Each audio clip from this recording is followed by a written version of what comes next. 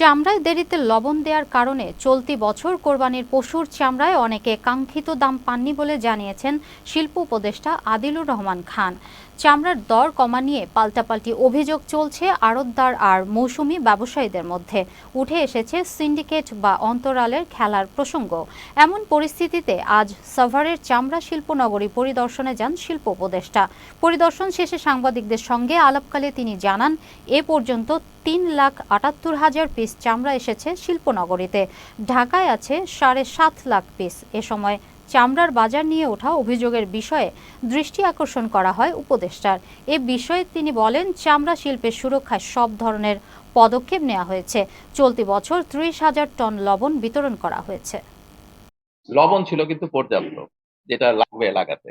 আবার সব মাদ্রাসায় এফিশিয়েন্ট না এটা হ্যান্ডেল করার জন্য। অনেক বড় মাদ্রাসাগুলি হ্যান্ডেল করে, কিছু কিছু ছোট মাদ্রাসায় সেটা পারে নাই। এই জন্য কিছু জায়গায় এটা সমস্যা হয়েছে। এছাড়া জেনারেলি ওভারঅল পিকচার যেটা, সেটা কিন্তু আমরা সারা দেশ থেকে ডিসিজের মাধ্যমে যা পাচ্ছি, এটা আসছে। মাত্র তো শুরু হলো, এটা আস্তে আস্তে আরো কিছু সময় লাগবে। আমরা খুব খারাপ দেখি নাই, শিল্পের সক্ষমতাটা আমরা বাড়াতে চাই, কিন্তু যেন চামড়াটা নষ্ট না হয় সেটাও চেষ্টা করছি।